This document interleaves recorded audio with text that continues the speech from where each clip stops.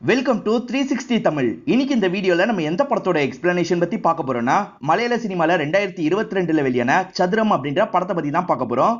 இது ஒரு பக்காவான எராட்டிக் த்ரில்லர் படம்னு சொல்லலாம். இந்த படத்தை இப்ப ரீசெண்டா தமிழ் டப்பிங்ல வெளியிட்டிருக்காங்க. பார்க்கணும்னு நினைக்கிறவங்க ஃபுல் படத்தை பாருங்க. இல்ல கதை மட்டும் தெரிஞ்சுக்கிட்டா போதும்னு நினைக்கிறவங்க மேற்கொண்டு இந்த வீடியோவை கண்டினியூ பண்ணுங்க. எக்ஸ்பிளனேஷனுக்குள்ள போறதுக்கு முன்னாடி இந்த வீடியோக்கு ஒரு லைக் போடுங்க. நீங்க போடுற லைக் மூலியமா இந்த வீடியோ இன்னும் நிறைய பேர்கிட்ட கொண்டு போய் சேர்க்கப்படும். இப்ப டைம் வேஸ்ட் பண்ணாம நம்ம நேரடியா எக்ஸ்பிளனேஷனுக்குள்ள போயிடலாம். படத்தோட ஸ்டார்டிங் சீனே ஒரு ஹஸ்பண்டும் ஒய்ஃபும் சேர்ந்து கார்ல வரதை நமக்கு காட்டுறாங்க. ஹஸ்பண்ட் பேரு எல்டாஸ் அப்படின்றது 60 வயசு இருக்கும் போல. ஒய்ஃப் பேரு செலினா. இவங்க செகண்ட் ஒய்ஃபா தான் இருப்பாங்க. இவங்களுக்கு 30 வயசு கூட ஆன மாதிரி தெரியல. இவங்க ரெண்டு பேருமே எல்டாஸோட கெஸ்ட் ஹவுஸ்க்கு தான் வந்திருக்காங்க. இவரோட கெஸ்ட் ஹவுஸ் ஆட்கள் நடக்கிற வழியா யூஸ் பண்ணிட்டு இருக்காங்க. இத பாக்குற இவருமே டென்ஷன் ஆயிடுறாரு. இதெல்லாம் நீ தடுக்க மாட்டியா அப்படின்ற மாதிரி இங்க இருக்க வேலைக்காரிய சத்தம் போடுறாரு. இப்ப வேலைக்காரி இருக்காங்கல்ல, செலினாக்கு இந்த வீட்டெல்லாம் சுத்தி காமிச்சிட்டு இருக்காங்க. எல்டாஸ் ஃபர்ஸ்ட் ஒய்ஃபை விட்டு பிரிஞ்சிருக்காரு. அவங்க பொண்ணோட தனியா இருந்துட்டு இருக்காங்க. இத பத்தி எல்லாம் வேலைக்காரி தான் சொல்லிட்டாங்க. இவங்க வழியா ஆட்கள் நடந்து போறாங்கல்ல, இதை தடுக்கணும் அப்படின்ற மாதிரிலாம் எல்டாஸ் போன்ல பேசிட்டு இருக்காரு. அவரை செடியூஸ் பண்ற மாதிரி செலினாவும் எதிர உட்காந்து இருக்காங்க. இப்ப பேசி முடிச்சவரு இவங்களுக்கு பக்கத்துல வராரு. ரொமான்ஸ் பண்றதுக்கு ட்ரை பண்ணிட்டாரு. இங்க வேணாம், நம்ம உள்ள போயிடலாம்னு சொல்லிட்டாங்க. ஏன் உள்ள போனோம், இங்கேயே பண்ணலாம் அப்படின்ற மாதிரி சொல்லிட்டாரு. அதெல்லாம் வேணான்னு இவங்க தடுக்க பாக்குறாங்க. ஆனா ரொம்ப ரூடா நந்துக்க ஆரம்பிக்கிறாரு. ஏன் இவ்வளவு ரூடா நந்துக்கிறீங்க, நிறுத்துங்க அப்படின்ற மாதிரி சொல்றாங்க. நீ சொன்னா நிறுத்திடுவேனா, அதுக்காக நான் கல்யாணம் பண்ணி கூட்டு வந்திருக்கேன், நிறுத்த மாட்டேன் அப்படின்ற மாதிரி ரொம்ப ரூடா இவங்க கிட்ட நந்துக்கிறாரு. இதை நினைச்சு இவங்களும் இந்த இடத்துல லைட்டா அழலாம் ஆரம்பிக்கிறாங்க. வீட்டுக்குள்ளேயே சின்னதா பிளான்ட்லாம் வைப்பாங்க பாத்தீங்களா, அந்த மாதிரி சிலினா வச்சிட்டு இருக்காங்க. இதை பாக்குற வேலைக்காரி இருக்காங்கல்ல, இதெல்லாம் ஐயாக்கு பிடிக்காது, வேணான்ற மாதிரி சொல்றாங்க. அதை மீறியும் இவங்க வைக்கிற வேலையெல்லாம் பார்த்துட்டு இருக்காங்க. கரெக்டா வந்த எல்டாஸ் இருக்காருல, இதுக்காக இவங்களை போட்டு பயங்கரமா திட்டுறாரு. நீ புக்கெல்லாம் படிக்கிறதுக்காக கேட்டல, வாங்கியிருக்கேன் அப்படின்ற மாதிரி சில புக்கெல்லாம் இவங்க கிட்ட தராரு. இவங்க கேட்டது வேற புக்கா இருக்கும், ஆனா இவர் தந்தது வில்லங்கமான புக்கா இருக்கும். என்ன இந்த புக்கெல்லாம் தந்திருக்காரு அப்படின்ற மாதிரி இவங்க யோசிக்கிறாங்க. இவரோட வீட்டு வழியா ஆட்கள் யூஸ் பண்றதா நான் சொன்ன பாத்தீங்களா, இப்பயும் யூஸ் பண்றதுக்காக வராங்க. கரெக்டா இவர் கன்னோட வந்துடுறாரு. இந்த வழியா எவனும் வரக்கூடாது, ஒழுங்கா ஓடுங்கடா அப்படின்ற மாதிரிலாம் மிரட்டிட்டு இருக்காரு. வரதான் செய்வோம் அப்படின்ற மாதிரி அவனுங்களும் பிரச்சனை பண்ணிட்டு இருக்காங்க. இந்த இடத்துல பிரச்சனை எல்லாம் நடக்குதுல்ல, இதெல்லாம் செலினாவும் மாடியில இருந்து கவனிக்கிறாங்க. ஹஸ்பண்டுக்கு ஏதாவது பிரச்சனை ஆயிட போகுதுன்றதுக்காக இவங்களும் வேகமா கீழே இறங்கி வந்துடுறாங்க. உன்னை யாரு இங்க வர சொன்னா, முதல்ல உள்ள போன்ற மாதிரி அனுப்பி விடுறாரு. இவங்க வந்ததை எல்லாருமே கவனிச்சிட்டாங்கல்ல. ஓஹோ, இவங்க தான் உங்களோட புது ஒய்ஃபா, ஆளு நல்லா தான் இருக்காங்கன்ற மாதிரி பசங்களாம் கெலாட்டா பண்ணிட்டு இருக்காங்க. இவரும் டென்ஷனா எல்லாரையும் திட்டி அனுப்பி விடுறாரு. இப்ப உள்ள வந்தவர் நீ எதுக்காக வெளியே வந்தேன்னு கேக்குறாரு. உங்களுக்கு ஏதாவது ஆயிட போகுதுன்றதுக்காக தான் வந்தேன்னு சொல்லிட்டாங்க. என்னதான் இருந்தாலும் சரி, நீ வீட்டுக்குள்ளதான் இருக்கணும், வெளியெல்லாம் வரக்கூடாதுன்னு கோவப்படுறாரு. ரொம்ப ரூடா இவங்களை போட்டு அடிச்சிடுறாரு. இவங்களுக்கு இப்ப கண்ணத்துல காயெல்லாம் பட்டிருக்கோம். இவரே சமாதானப்படுத்துறதுக்காக வராரு. கோவத்துல அடிச்சிட்டேன், நானே நைட்டு மருந்து போட்டு வர்றேன் அப்படின்ற மாதிரி சொல்லிட்டாரு. இவங்க தனியா செஸ் விளையாடிட்டு இருக்காங்கல்ல, நானும் வரேன்ற மாதிரி இவரும் சேர்ந்து விளையாட ஆரம்பிக்கிறாரு. நீங்க நல்லா விளையாடுவீங்கன்னு வேலைக்காரி சொன்னாங்க. ஒருவேளை நான் உங்களை ஜெயிச்சிட்டா என்ன பண்றீங்க அப்படின்ற மாதிரி கேக்குறாங்க. ஒன்னாலாம் என்ன ஜெயிக்க முடியாது, முடிஞ்சா ட்ரை பண்ணி பாரு அப்படின்ற மாதிரி அவர் சொல்லிட்டாரு. ரெண்டு பேருமே சேர்ந்த மாதிரி விளையாடிட்டு இருக்காங்க. ஒரு ஸ்டேஜ்ல இவங்க இருக்காங்கல்ல, அவரை ஜெயிச்சிடுறாங்க. லைட்டா ஸ்மைல் பண்றாங்க. கோவப்பட்ட இவர் இருக்காரு பாத்தீங்களா, கண்ணத்திலேயே ஒரு அறை விடுறாரு. இப்ப சாக்லேட்லாம் இவங்க மூஞ்சில பட்டுது. தோல்வியை ஏத்துக்க முடியாம தான் அடிச்சிருக்காருன்னு இவங்களுக்கு புரிஞ்சிருது. இதனால இவங்க திரும்ப திரும்ப சிரிச்சிட்டு இருக்காங்க. என்னடி உனக்கு கிண்டலா இருக்கா, ஒழுங்கா சிரிக்கிறத நிறுத்துன்னு சொல்றாரு. அப்பயும் இவங்க சிரிக்க மாட்டாங்க. இவர் கோவப்பட்டு அவங்களை எட்டி எட்டி மிதிக்கிறாரு. இந்த மாதிரிலாம் பண்ணிட்டு இருந்தேன்னு வச்சுக்கோ, வீட்டை விட்டே உன்னை துரத்தி விட்டுருவேன் அப்படின்ற மாதிரி இங்க இருந்து கோவமா கிளம்புறாரு. இப்ப ரோனின்னு ஒருத்தரை காட்டுறாங்க. இவர் தான் எல்டோஸோட லாயரா இருப்பாரு. இப்ப எல்டோஸை பார்த்து பேசுறதுக்காக வீட்டுக்கு வந்திருக்காரு. அப்படி வந்தவருக்கு செலினாவை ரொம்ப பிடிச்சிருது. அவங்கள பயங்கரமா சைட் எல்லாம் அடிச்சிட்டு இருக்காரு. இந்த எல்டோஸோட ஒரு இடத்துக்கு பஞ்சாயத்துலாம் நடந்துட்டு இருந்திருக்கும். பல வருஷமா கேஸ் நடந்திருக்கும். இப்ப கேஸ் இவருக்கு சாதகமா முடிஞ்சிருக்கு. அந்த இடம்லாம் இவருக்கு கிடைச்சிருது. இவர் பயங்கரமா சந்தோஷப்படுறாரு. இப்ப அந்த டாக்குமெண்ட் எல்லாத்தையும் பீரோல வைக்கிறது. நீ வந்த நேரம் எனக்கு அந்த இடம் கிடைச்சிருச்சு அப்படின்ற மாதிரி ஒய்ஃபி கிட்ட சொல்லிட்டாரு. ஒய்ஃபோ நம்ம அந்த இடத்துக்கு போய் பார்த்தா என்னன்னு கேக்குறாங்க. சரி கூட்டு போறேன்னு ஏத்துக்கிறாரு. ஒரு நாள் அந்த இடத்த பாக்குறதுக்காக வந்துடுறாங்க. அந்த இடத்துல சுத்தி முத்தி யாருமே இல்ல. இவரும் ஒய்ஃபு கூட ரொமான்ஸ் பண்ணணும்னு நினைக்கிறாரு. இங்க வேணான்ற மாதிரி இவங்களும் அவாய்ட் பண்ணிட்டு இருக்காங்க. அதை மீறியும் கிஸ் பண்ற மாதிரி வராரு. இவங்க லைட்டா தள்ளி விட்டுறாங்க. அப்படி தள்ளி விட்டதுல மேல இருந்து பொத்துன்னு கீழே விழுந்துடுறாரு. ஒரு பாறையில் தான் போய் விழுந்துருவாரு. இவங்களும் என்னாச்சு ஏதாச்சுன்னு வேகமா பக்கத்துல போய் பார்க்கலாம் ஆரம்பிக்கிறாங்க. அப்படியே கட் பண்ணி 2 மாசம் கழிச்சு நடக்கிறத நமக்கு காட்டுறாங்க. 2 மாசம் ஹாஸ்பிட்டல்ல தான் இருந்திருப்பாரு. இப்பதான் வீடு வந்து சேர்ந்திருக்காரு. இப்ப கூட சரி இவரால எந்திரிக்கலாம் முடியல. ரொம்ப மோசமான கண்டிஷன்ல இருக்காரு. எல்டாசி இவங்களை அடிச்சு பயங்கரமா டார்ச்சர் எல்லாம் பண்ணார்ல, அதனால இந்த நிலைமையில இருக்கிறதுனால இவங்க சந்தோஷம் தான் படுறாங்க. இப்போ ஒரு குளியல போடுறாங்க. செம்ம ஆட்டா ட்ரெஸ் போட்டு இவர்கிட்ட வந்துடுறாங்க. இவர்கிட்ட கொஞ்சம் செடியூஸ் பண்ற மாதிரிலாம் பண்ணிட்டு இருக்காங்க. இவருமே சந்தோஷமா கிஸ் பண்ற மாதிரி வராரு. இல்ல இன்னைக்கு இது போதும் அப்படின்ற மாதிரி இவங்க நிறுத்திடுறாங்க. இவர் பயங்கரமா இந்த இடத்துல கோவம் எல்லாம் படுறாரு. இவங்க 2 பேர் தான் இவரை தூக்குறது இறக்குறதுன்ற மாதிரி வேலை எல்லாம் பார்த்துட்டு இருக்காங்க. அது இவங்க 2 பேருக்குமே கஷ்டமா இருக்கு. வேற யாரையாவது வேலைக்காக கூட்டுவான்ற மாதிரி இவங்களும் வேலைக்காரி கிட்ட சொல்றாங்க. அந்த வேலைக்காரியா சரின்ற மாதிரி ஏத்துக்கிட்டு இங்க இருந்து நடக்க ஆரம்பிக்கிறாங்க. நீ பாத்துக்க முடியாதா, எதுக்கு இன்னொருத்தன் அப்படின்ற மாதிரிலாம் இவர் பேசுறதுக்காக வராரு. நீ எதுவும் பேசாத, மூடிட்டு இருந்தா போதும்ன்ற மாதிரி இவங்க சிக்னல்ல சொல்றாங்க. அவரை இந்த இடத்துல அமைதியா மாறிடுறாரு. பெல் அப்படின்ற ஒரு நபருக்கு தகவலை சொல்லி விட்டுறாங்க. அவரை இந்த வீட்டுல இவங்களை பாக்குறதுக்காக வந்துடுறாரு. வேலைக்காரி அம்மா உள்ளதான் இருக்காங்கன்னு கூட்டு போறாங்க. அந்த இடத்துல ஹீரோயின் திரும்பின மாதிரி வேடிக்கை பார்த்துட்டு இருக்காங்க. இவர் கொஞ்சம் தப்பா அவங்கள பார்த்துட்டு இருக்காரு. இவர் பார்த்துட்டு இருக்கும் போதே அவங்க சட்டுன்னு திரும்பிடுறாங்க. இவரும் சாதாரணமா வேலை சம்பந்தமாலாம் அவங்க கிட்ட பேசிட்டு இருக்காரு. முதல்ல ரிப்போர்ட்டை நான் முழுசா பார்க்கணும் அப்படின்ற மாதிரி சொல்லிட்டாரு.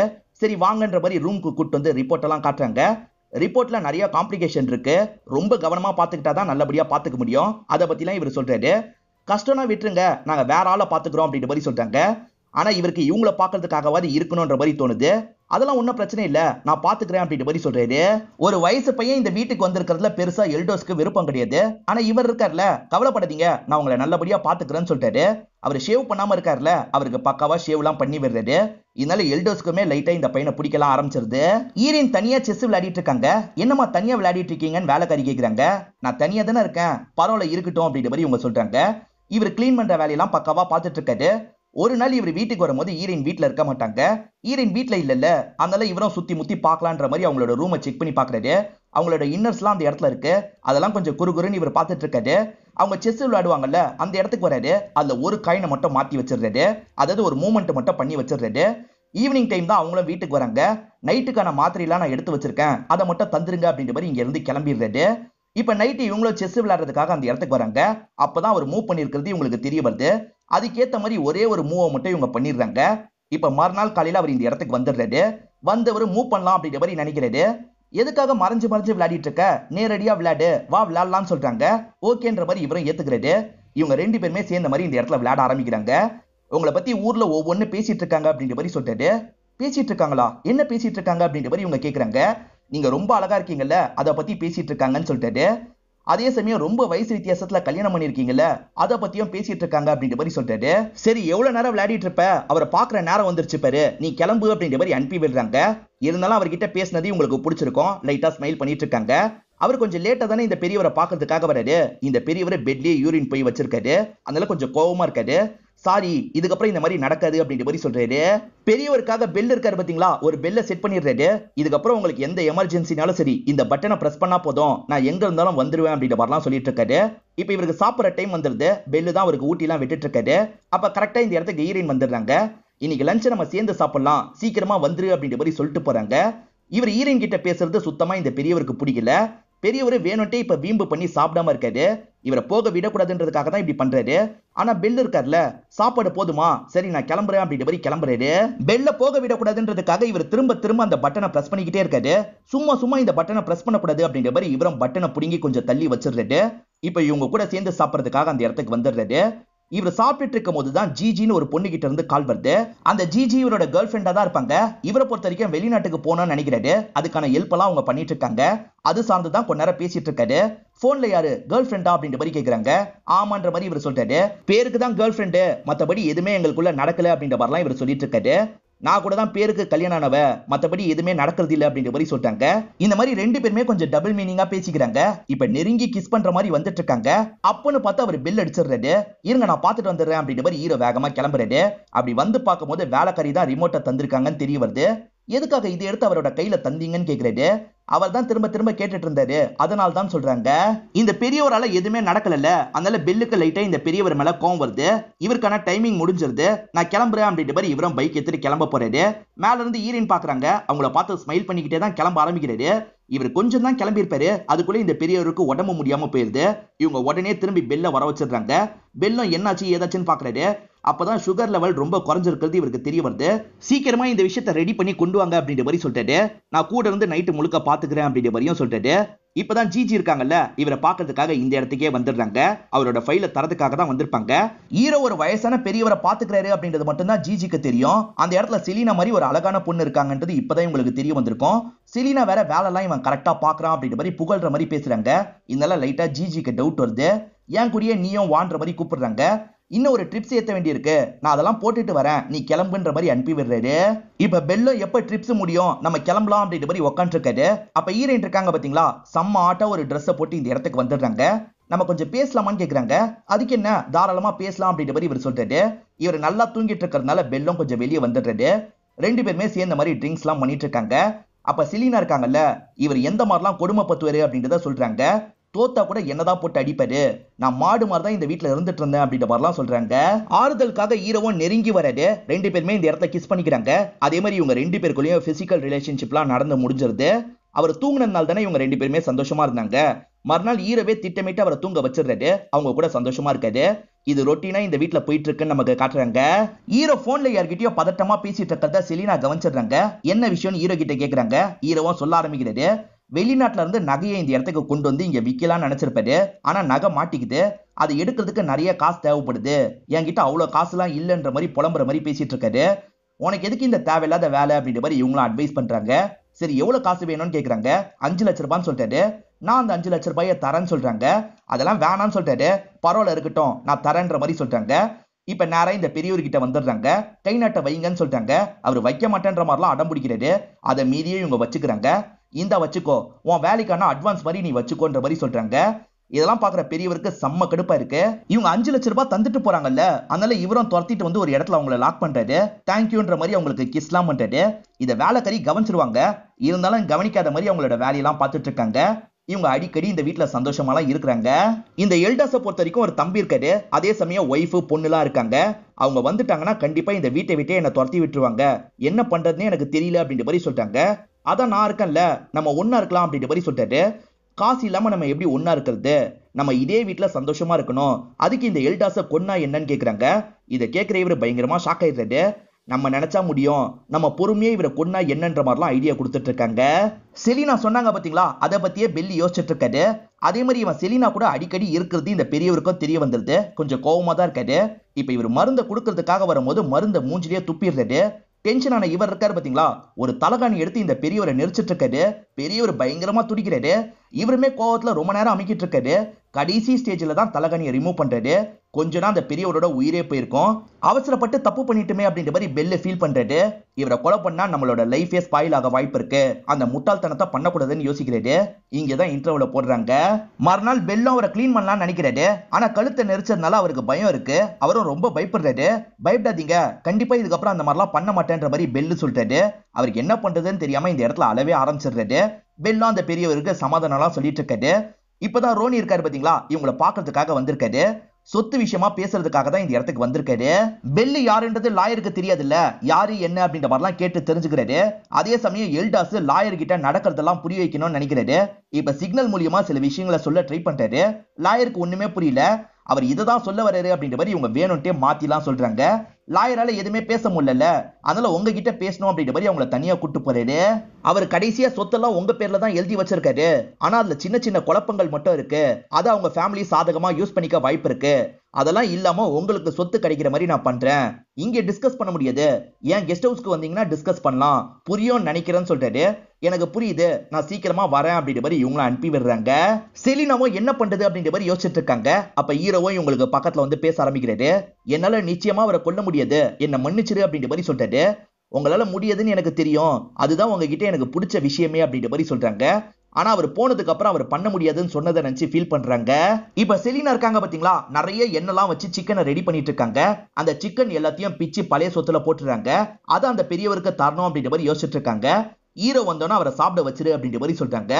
இவ்வளவு கொலஸ்ட்ரால் இருக்கிறதெல்லாம் அவர் சாப்பிடக்கூடாது அப்படின்ற மாதிரி இவர் சொல்றாரு. ஒரேடியா அவரோட கதையை முடிக்கிறதுக்காக தான் நான் பயப்படுற, இந்த மாதிரியாவது நம்ம கொஞ்சம் கொஞ்சமா சாப்பிடிப்போம், புரிஞ்சுக்கோ அப்படின்ற மாதிரிலாம் சொல்லிட்டு இருக்காங்க. இவருக்கு அப்பயும் பெருசா விருப்பம் கிடையாது. இருந்தாலும் சாப்பாடை கொடுக்கலான்ற மாதிரி பெரியவர்கிட்ட வந்துடுறாரு. பெரியவர் இவ்வளவு நாள் சாதாரண சாப்பாடு தான் சாப்பிட்டுருப்பாரு. இந்த சாப்பாடை பார்த்தோன்னா சந்தோஷப்படுறாரு. நல்லா சாப்பிட்டு முடிக்கிறாரு. இத பத்தி ஹீரோவும் சொல்றதுக்காக ஈரினை பாக்குறதுக்கு வராரு. பார்த்தா ஈரின் எங்கேயோ கிளம்புறதுக்கு ரெடி ஆயிட்டு இருக்காங்க. எங்க கிளம்புற அப்படின்ற மாதிரி கேக்குறாரு. லாயரை பார்த்து பேசணும், சின்ன வேலை தான், முடிச்சுட்டு வந்துடுறேன்னு கிளம்புறாங்க. இவர் ஈரின் கூட பழகிட்டு இருக்கும் போது ஜிஜியோட காலை நிறைய கட் பண்ணிருப்பாரு. இப்ப ஜிஜியா ஆபீஸ்ல வச்சு பாக்குறதுக்காக வந்திருக்காரு. ஒரு கிளைண்ட் கிட்ட பேசுற மாதிரி தான் பேசுறாங்க, லவர் கிட்ட பேசுற மாதிரி பேச மாட்டாங்க. இதனால இவரும் அப்செட் ஆன மாதிரி இந்த இடத்தை விட்டு கிளம்பிடுறாரு. அவங்க வரட்டும், வெளியே வச்சு பேசிக்கலான்ற மாதிரி வெயிட் பண்ணிட்டு இருக்காரு. வெளியே வந்தனா அவங்க கிட்ட பேச ஆரம்பிக்கிறது. என் கூட வா, நானே டிராப் பண்ணிடுறேன் அப்படின்ற மாதிரி கூட்டு போறது. ஒன்னையும் அந்த லேடியும் சேர்த்து வச்சு நிறைய பேசுறாங்க அப்படின்ற மாதிரி ஜிஜி சொல்றாங்க. அப்ப மத்தவங்க பேசுறதான் நம்புறியா, என்ன நம்பலையா அப்படின்ற மாதிரிலாம் இவர் கேட்கறது. உன்னை நம்ப தான் செய்யறேன், ஆனா வெளிநாட்டுக்கு போறதுக்கு எதுக்காக முயற்சியே பண்ண மாட்டேன்னு கேக்குறாங்க.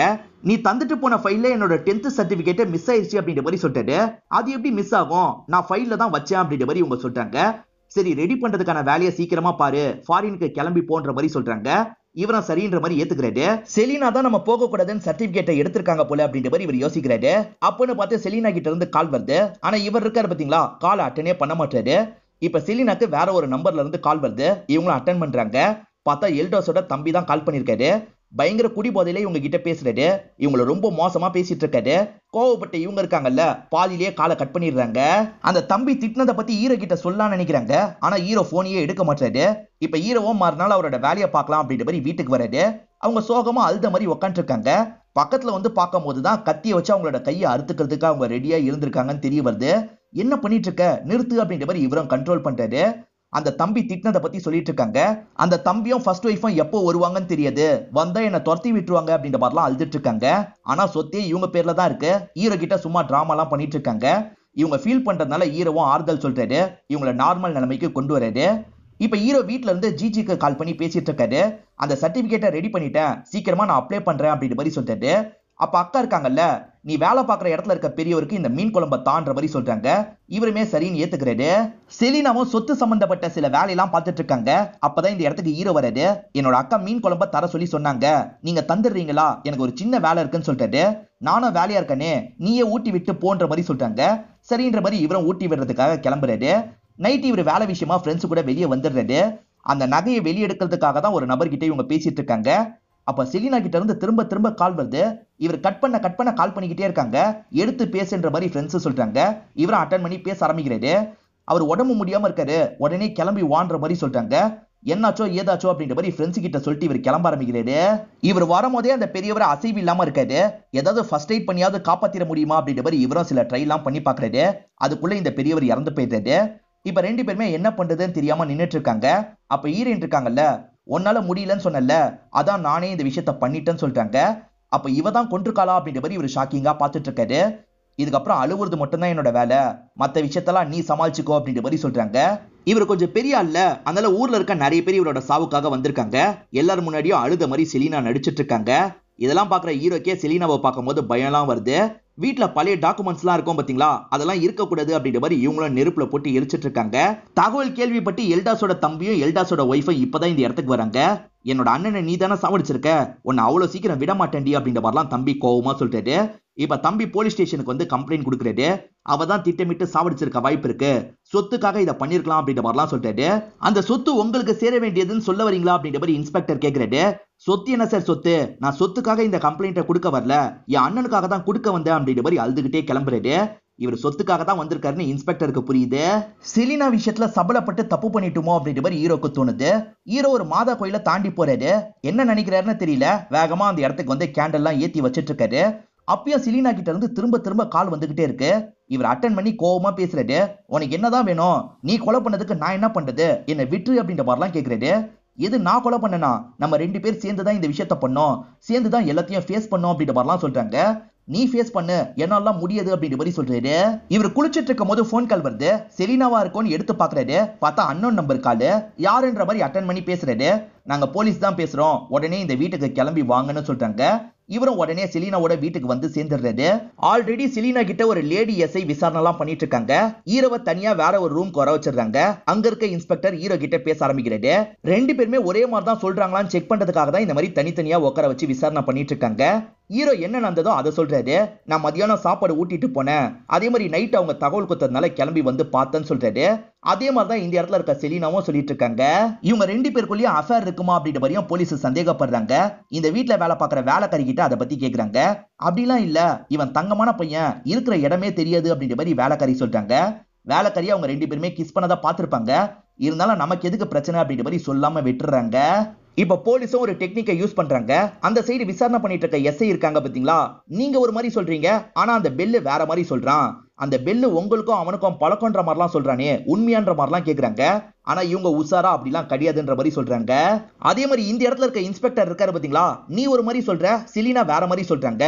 நீ தான் கொன்னுட்டன்ற மாதிரி செலினா சொல்றாங்க. இதுக்கு என்ன சொல்ல போற அப்படின்ற மாதிரிலாம் கேக்குறாரு. எது நான் கொன்னனா, நான்லாம் கொல்ல அப்படின்ற மாதிரி இவரும் சொல்லிட்டு இருக்காரு. நீ தான் கொன்னன்றது சீக்கிரமா ப்ரூவ் ஆகும், அப்ப வந்து உன்னை கவனிச்சுக்கிறேன் அப்படின்ற மாதிரி இன்ஸ்பெக்டரும் கோவமா இங்க இருந்து கிளம்புறாரு. இவங்க ரெண்டு பேருக்கு லிங்க் இருக்க வாய்ப்பு இருக்குன்ற மாதிரி போலீஸ் விசாரணை பண்ணிட்டு இருக்காங்க பாத்தீங்களா. இதெல்லாம் ஜிஜிக்கு தெரிய வந்துருது. இவரும் ஜிஜி கிட்ட பேசலான்னு வீட்டு வாசல்ல வெயிட் பண்ணிட்டு இருக்காரு. ஜிஜி கொஞ்சம் கோவமா பேசுறாங்க. இவரும் தலையை தொங்க போடுறாரு. தலையை தொங்க போறதுலயே கண்டிப்பா நீ தப்பு பண்ணிருக்கன்னு தெரியுது. இதுக்கப்புறம் நம்ம ரெண்டு பேருக்கும் எந்த சம்பந்தமும் கிடையாது, என்ன பாக்குறதுக்காக வராதன்ற மாதிரி சொல்றாங்க. இப்பதான் ஈரனுக்கு லாயர் கிட்ட இருந்து கால் வருது. மேடம், சொத்து உங்களுக்கு கிடைக்கிறதுல 2-3 பிரச்சனை இருக்கு, நீங்க உடனே என்னோட கெஸ்ட் ஹவுஸ்க்கு வாங்க, அதை பத்தி டிஸ்கஸ் பண்ணலாம்னு சொல்லிட்டாரு. சரின்ற மாதிரி இவங்க ஏத்துக்கிறாங்க. இப்ப ஹீரோ கோவமா இந்த இடத்துக்கு வந்துடுறாரு. நான் தான் காரணம்னு போலீஸ் கிட்ட சொன்னியாமே, என்ன பார்த்தா உனக்கு பைத்தியக்கார மாதிரி தெரியுதான்னு கேக்குறாரு. போலீஸ் போட்டு வாங்குறதுக்காக அப்படி பேசுவாங்க, நீ அதெல்லாம் உண்மை நினைச்சிட்டு இருக்கியா அப்படின்ற மாதிரி இவங்க கேக்குறாங்க. உன்கிட்ட உண்மையை சொல்றேன், நான் தான் இந்த விஷயத்த பண்ணேன், சைனைட கலந்து நான் தான் சாவடிச்சேன் அப்படின்ற மாதிரி சொல்றாங்க. எது சைனைட கலந்தியா, இப்ப ரிப்போர்ட்ல வந்துருமே அப்படின்ற மாதிரி சொல்றாரு. கவலைப்படாத, ரிப்போர்ட்ல எல்லாம் எப்படியாவது நான் மாத்திடுவேன், நீ மட்டும் எனக்கு சப்போர்ட்டிவா இருந்தா போதும் அப்படின்ற மாதிரிலாம் இவரோட மனசை மாத்துறாங்க. லாயர் என்னோட கெஸ்ட் ஹவுஸ்க்கு வாங்கன்னு சொன்னாரு பாத்தீங்களா, இவங்களும் நைட்டு நேரம் கெஸ்ட் ஹவுஸ்க்கு வந்துடுறாங்க. ஆல்ரெடி லாயர் கூட ஒன்னா இருந்திருக்காங்க போல, இப்பயும் ஒன்னா இருக்கிறதுக்காக தான் இவர் வர வச்சிருக்காரு. இப்ப சொத்துல என்ன பிரச்சனை அப்படின்றத இவங்க கிட்ட சொல்ல ஆரம்பிக்கிறது. சாவுல ஏதாவது மர்மம் இருக்குன்னு தெரிய வந்தா தீவிர விசாரணை போனோம், அதுக்குள்ள அவளுக்கு சொத்தை தரக்கூடாது அப்படின்ற மாதிரி தான் எழுதி வச்சிருப்பாரு. இப்ப என்ன பண்றது அப்படின்ற மாதிரி இவங்க கேக்குறாங்க. இது ஒரு விஷயமே கிடையாது, டிபார்ட்மெண்ட்ல எனக்கு தெரிஞ்ச ஆட்கள் நிறைய பேர் இருக்காங்க, நமக்கு ஏத்த மாதிரி ரிப்போர்ட்டை வாங்கிக்கலாம் அப்படின்ற மாதிரி சொல்லிட்டாரு. சரி நீங்க ரூமுக்கு மட்டும் வாங்கன்ற மாதிரி கூப்பிடுறது. நீ என்ன நினைச்ச, நான் தான் என்னோட ஹஸ்பண்டை கொன்ன நினைச்சியா, நடந்ததே வேற அப்படின்ற மாதிரி இவங்களும் நடந்த விஷயத்த சொல்ல ஆரம்பிக்கிறாங்க. அவர் பட்டனை பிரஸ் பண்றாரு. ஏன் பட்டனை பிரஸ் பண்றாரு அப்படின்ற மாதிரி இவங்களும் வேகமா அந்த இடத்துக்கு வந்து நிக்கிறாங்க. அப்படி நிக்கும் போதே அவர் நெஞ்சு வலியால பயங்கரமா துடிக்கிறாரு. ஒரு ஸ்டேஜ்ல இறந்து போயிடுறாரு. அவர் இயற்கையா தான் இறந்து போனாரு, ரிப்போர்ட்டும் அதை தான் சொல்ல போகுது. இதை காரணமா வச்சு அடிக்கடி என்ன படுக்கைக்கு கூப்பிடலாம் நினைச்சியா, அதெல்லாம் நடக்காது அப்படின்ற மாதிரி கோவமா இங்க இருந்து கிளம்புறாங்க. நீ ஏன் கூடயே தங்கு அப்படின்ற மாதிரி ஹீரோவை இவங்களோட வீட்லயே தங்க வச்சிடுறாங்க. இப்ப ரெண்டு பேருமே சேர்ந்த மாதிரி சாப்பிட்டுட்டு இருக்காங்க. அப்பதான் தம்பி இந்த இடத்துக்கு வராரு. ரிப்போர்ட் வந்துருச்சு, அதை பத்தி பேசுறதுக்காக தான் வந்திருக்காரு. யார்கிட்ட காசை கொடுத்து ரிப்போர்ட்டை மாத்தின, அதுக்குள்ள நீ சந்தோஷமா இருக்கிறதுக்கு வேற ஒருத்தனை பார்த்துட்டல அப்படின்ற மாதிரிலாம் திட்டுறாரு. பதிலுக்கு இவங்களும் கோவப்பட்டு கண்டமணிக்கு திட்ட ஆரம்பிக்கிறாங்க. இதுக்கப்புறம் இந்த வீடு எனக்கு தான் சொந்தம், இதுக்கப்புறமா இங்க டேரா போடணும்னு நினைச்சேன்னு வச்சுக்கோ, போலீஸ்க்கு கால் பண்ணி நானே துரத்தி விடுவேன் அப்படின்ற மாதிரிலாம் திட்டி அனுப்பி விடுறாங்க. அவர் கிளம்பி போனதுக்கு அப்புறம் நார்மலா ஹீரோக்கு பக்கத்துல உட்காந்து சாப்பிட ஆரம்பிக்கிறாங்க. ஹீரோவும் ரிப்போர்ட்ல எப்படி சைனைட பத்தி வரலன்னு கேக்குறது. அதெல்லாம் காசு கொடுத்தா வராது அப்படின்ற மாதிரி இவங்க சொல்லிட்டு இருக்காங்க. இவங்க உண்மையிலேயே காசு கொடுத்துதான் இந்த விஷயத்த மூடி மறைச்சிருக்காங்க. லாயர் அடிக்கடி இதை வச்சு மிரட்டி கூப்பிடக்கூடாது இல்ல, அதனால தான் லாயர் கிட்ட வேற மாதிரி சொல்லியிருப்பாங்க. இதெல்லாம் கேட்கிற ஹீரோக்கு இவங்களை பார்க்கவே பயமா இருக்கு. இவன் நாளை பின்ன நம்மள எதுனாலும் பண்ண வாய்ப்பு இருக்குன்னு நினைக்கிறது. ஒன்ன மாதிரி ஒருத்தி கூட என்னால இருக்க முடியாது, தயவு செஞ்சு என்ன விட்டுரு அப்படின்ற மாதிரி கோவமா இங்க இருந்து கிளம்ப ஆரம்பிக்கிறாரு. இவர் பைக் எடுக்கலாம்னு நினைக்கும் போதுதான் இவருக்கு ஒரு வீடியோ மெசேஜ் வருது. ஒரு வாட்டி பெரியவரை தலகணியை வச்சு நெரிச்சாரு பாத்தீங்களா, அந்த வீடியோவை தான் அனுப்பி வச்சிருக்காங்க. அதே சமயம் அந்த பெரியவரை சாவடிக்கிறத பத்தி இவங்க ரெண்டு பேருமே பேசியிருப்பாங்க. அதுல இவரு பேசினதை மட்டும் ரெக்கார்ட் பண்ணி வச்சிருக்காங்க, அதையும் அனுப்பியிருக்காங்க. நீ கிளம்பி போனோம்னு நினைச்சனா இதெல்லாம் வெளியாயிடும், ஒழுங்கா திரும்பி வான்ற மாதிரி அனுப்பியிருக்காங்க. இவர் என்ன பண்றதுன்னு தெரியாம திரும்பி இந்த இடத்துக்கு வந்துடுறாரு. நம்ம ரெண்டு பேருமே சந்தோஷமா இருக்கலாம் தானே பேசி முடிவு பண்ணோம், பாதியிலேயே போனா என்ன அர்த்தம் அப்படின்ற மாதிரிலாம் அவங்க கேக்குறாங்க. ஆனா அவங்கள பார்க்கும் போது ஹீரோக்கு செம்மையா கோவம் வருது. உன்னை சாவடிக்காம விட மாட்டேன்டி அப்படின்ற மாதிரி அவங்களோட கழுத்தை போட்டு நெரிச்சிட்டு இருக்காரு. இப்ப நம்ம 2 பேர் மட்டும் இல்ல 3 பேரு அப்படின்ற மாதிரி சொல்றாங்க. அப்பதான் அவங்க பிரெக்னண்டா இருக்கிறதா காட்டுறாங்க. இதனால ஹீரோவும் கழுத்தை வெட்டுறாரு. இந்த இடத்துல 2 பேருமே ஃபீல் பண்ணிட்டு இருக்காங்க. என்னதான் இருந்தாலும் இவங்க கூட சேர்ந்து வாழ ஹீரோக்கு லைட்டா பயமா தான் இருக்கு. இப்ப இவங்க 2 பேருமே சேர்ந்த மாதிரி கார்ல டிராவல் பண்ணிட்டு இருக்காங்க. அவங்க 2 பேர் வந்தாங்கல்ல, அந்த மாதிரி இவங்க 2 பேர் இப்ப போயிட்டு இருக்காங்கன்னு நமக்கு காட்டுறாங்க. இதோடயே இந்த படம் முடிஞ்சிருது. வாழ்க்கை ஒரு வட்டம்னு தளபதி சொன்னாரு பாத்தீங்களா, இவங்க வாழ்க்கை ஒரு சதுரம்னு சொல்ல வராங்க போல. முதல்ல எல்டாஸ் கிட்ட செலினா மாட்டியிருந்தாங்கல்ல, அந்த மாதிரி இப்ப செலினா கிட்ட ஹீரோ மாட்டிருக்காரு அப்படின்ற மாதிரி நமக்கு காமிச்சு படத்தை முடிக்கிறாங்க. இந்த படம் உங்க எல்லாருக்குமே பிடிச்சிருக்கோம் நம்புறேன். இந்த வீடியோ உங்களுக்கு பிடிச்சிருந்ததுன்னா லைக் பண்ணுங்க, கமெண்ட் பண்ணுங்க, மறக்காம 360 தமிழ் சேனலா சப்ஸ்கிரைப் பண்ணுங்க. தொடர்ச்சியா இந்த மாதிரி வீடியோக்கள் வந்துகிட்டே தான் இருக்கும்.